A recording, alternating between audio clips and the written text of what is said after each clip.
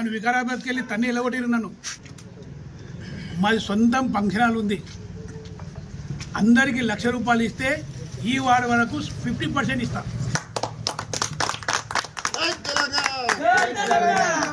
నాది సొంతం హాస్పిటల్ ఉంది. 1,00,000 రూపాయలు బిల్ అనుకో 50,000 మాఫీ.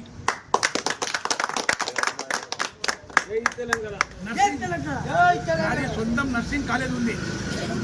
ఆ నర్సింగ్ కాలేజ్కి ఒక్కొక్క విద్యార్థి దగ్గర 1,00,000, 2,00,000 రూపాయలు స్కూల్ ఫీజు తీసుకుంటాం. పెద్ద కాలేజీ.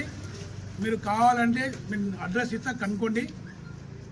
దిల్సుల్ నగర్ లోపల కోనార్ థియేటర్ పక్కన nursing college, Vinayaka nursing college పెద్ద అపార్ట్మెంట్ ఉంది. అది దాంట్లో కూడా వాళ్ళకు 50% ఆఫర్. దాంతోపాటు ఇక్కడ చాలా అభివృద్ధి చెందలేదు ఇక్కడ అని అలా అంటారు. కానీ సీనాల మాత్రం చాలా కష్టపడి ప్రతి గల్లీ లోపల ఆయన ఒకవేళ సంపాదించుకోవాలంటే ఆయనకు కోట్లు సంపాదించుకోవచ్చు. నేను ఎందుకంటే నేను ఈ ఒక వారం నుంచి సీనాలతో పరిచయం అయినా కాదు, గతంలో ఆయన చాలా పోరాటం చేసారు. కాబట్టి మరి ఈరోజు ఈ 13 వాళ్ళ లోపల ఎవరన్నా చదువుకున్న పిల్లలు ఉద్యోగం రాని వాళ్ళకు కూడా, ఎందుకంటే మరి తెలంగాణ స్టేట్ మొత్తం లోపల నాది అవుట్సోర్సింగ్ ఉంది. నన్ను వికారాబాద్కి వెళ్ళి తన్ని ఎలగొట్టిరు. నన్ను ఎలగొట్టి దోసాలు అయింది. నాకు అయినా కామారెడ్డి కానీ, సంగారెడ్డి కానీ, మెదక్ కానీ, వేరే అచ్చంపేట, కల్వకుర్తి మంది మాస్తుంది.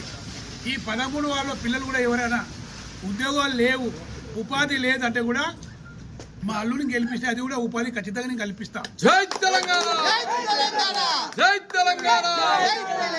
కాబట్టి దయచేసి ఈ 13వ వార్డు ప్రజలు మొత్తము కారు గుర్తుకు ఓటేసి, ఫస్ట్ గుర్తు 1వ నంబరు పైన కారు గుర్తు ఉంది.